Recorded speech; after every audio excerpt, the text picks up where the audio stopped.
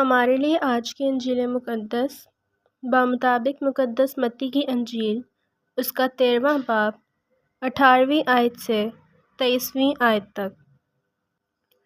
جب کوئی بادشاہی کا کلام سنتا ہے اور سمجھتا نہیں تو شریر آتا اور جو کچھ اس کے دل میں بویا گیا تھا لے جاتا ہے۔ یہ وہ ہے جو راہ کے کنارے بویا گیا تھا۔ جو پتھریلی زمین میں بویا گیا وہ ہے جو کلام سنتا اور فوراً خوشی سے قبول کر لیتا ہے، لیکن اپنے اندر جڑ نہیں رکھتا، بلکہ عارضی ہے، اور جب کلام کے سبب سے مصیبت یا ظلم برپا ہوتا ہے تو وہ فوراً ٹھوکر کھا جاتا ہے۔ اور جو خاردار جھاڑیوں میں بویا گیا یہ وہ ہے جو کلام کو سنتا ہے، پر دنیا کا فکر اور دولت کا فریب کلام دبا دیتے ہیں اور وہ بے پھل رہ جاتا ہے۔ لیکن جو اچھی زمین میں بویا گیا یہ وہ ہے جو کلام کو سنتا اور سمجھتا ہے اور پھل بھی لاتا ہے۔ کوئی 100 گنا پھل دیتا ہے، کوئی 60 گنا اور کوئی 30 گنا۔ انجیل مقدس کے پڑھے اور سنے جانے پر خداوند کی برکت ہو۔ خدا کا شکر ہو۔ خدا باپ، بیٹے اور روح القدس کے نام میں آمین۔ خداوند یسوع المسیح کے زندہ، جلالی اور پرفضل نام میں ہم سب کی سلامتی ہو۔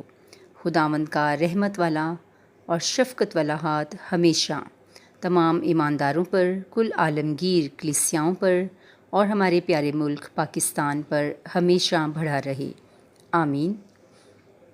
آئے قدوس اور مہربان پاک خدا، ہم دل کی گہرائیوں سے آپ کا شکریہ ادا کرتے ہیں کہ آپ نے اپنا معتبر کلام ہمیں بخشا، جس کو آپ نے اپنے ہر نام سے زیادہ عظمت بخشی ہے۔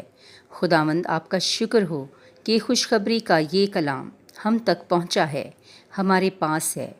بخش دیں کہ ہم سب سننے والے اپنے دلوں کی زمین کو تیار کریں، تاکہ جب خوشخبری کا یہ پیغام ہمارے کانوں سے، ہمارے ذہنوں سے ہوتا ہوا ہمارے دلوں تک پہنچے تو جڑ پکڑے، تاکہ ہم سب سننے والوں کی زندگیاں بابرکت اور پھلدار ہوں۔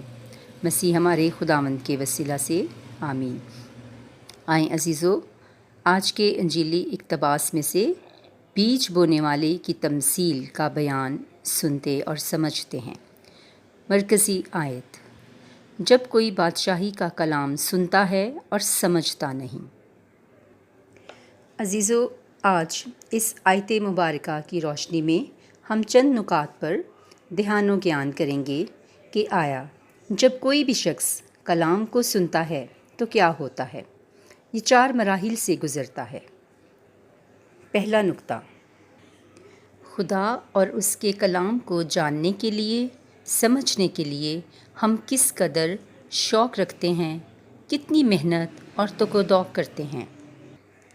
عزیزو، خدا کا کلام ایک بیج کی مانند ہے جو ہمارے دل کی زمین میں بویا جاتا ہے، اور جب بو دیا جاتا ہے تو اس میں بہت سی چھوٹی ننھی کونپلیں خود بخود نکلنا شروع ہوتی ہیں۔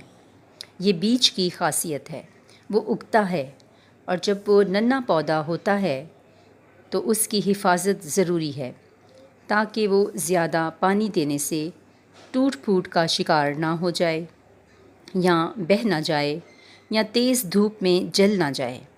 ہم نے بڑی حفاظت سے اسے دل میں رکھنا ہے۔ عزیز مومنین، میرا کامل ایمان ہے کہ آج جب میں اور آپ اس خوشخبری کے پیغام کو دل سے قبول کریں گے تو ضرور ہے کہ ہماری زندگیاں پھلدار ثابت ہوں گی، کیونکہ خدا کے پاس ہمارے لیے بھلائی اور پراسپیرٹی کے منصوبے ہیں۔ پریز دی لارڈ۔ خدا کے پاس ہمارے لیے تسلی، خوشی اور سلامتی کے پلانز ہیں، کیونکہ وہ بھلا خدا ہے۔ وہ کبھی کسی کی ہلاکت نہیں چاہتا۔ وہ اپنی باتوں اور وعدوں کے پورا کرنے میں مستعد ہے اور غیور خدا ہے۔ وہ چاہتا ہے کہ ہم اسے جانیں اور سمجھیں۔ آج کے اس پہلے نکتہ کی روشنی میں ہم نے دیکھا کہ کلام کو سننے کے بعد از خود سمجھنا مشکل لگتا ہے۔ ضرور ہے کہ کوئی ہادی یا رہنما ہو جو پاک روح سے معمور ہو اور وہ ہمیں کلام کو سمجھائے۔ پریز دی لارڈ۔ دوسرا نقطہ، اگر ہمارے دل کی زمین سخت ہوگی تو کلام کا بیج پھوٹ نہیں سکے گا۔ کلام خدا میں بارہا آیا ہے کہ اگر آج تم اس کی آواز کو سنو تو اپنے دلوں کو سخت نہ کرو۔ آمین۔ تیسرا نقطہ، عزیز مومنین، ہم سب کو اپنے ایمان کی حفاظت کرنی ہے تاکہ زندگی کی فکریں اس کو دبا نہ ڈالیں، شریر اس کلام کو چرا کر نہ لے جائے۔ چوتھا نقطہ، اس کلام کی قدر کریں، اس کو عزت دیں اور اسے اپنے دل میں جگا دیں، پھلنے، پھولنے اور بڑھنے کا موقع دیں، حتیٰ کہ کلام کا یہ بیج ایک تناور درخت کی صورت اختیار کر لے اور پھلدار ثابت ہو، دوسروں کو بھی فائدہ پہنچائے اور ہوا کے پرندے اس پر بسیرا کریں، یہ مسافروں کو تپتی دھوپ میں چھاؤں فراہم کرے اور غریبوں کو، بھوکوں کو پھل کی صورت میں کھانا فراہم کرے۔ پریز دی لارڈ۔ خداوند آپ کا شکر ہو، آپ کی منت کرتی ہوں کہ آج عصر نو ہم اس خوشخبری کے کلام سے تقویت پاتے ہوئے اپنے دلوں کو نرم کریں تاکہ کلام کا بیج جڑ پکڑے اور مضبوط ہو، مسیح ہمارے خداوند کے وسیلہ سے۔ آمین۔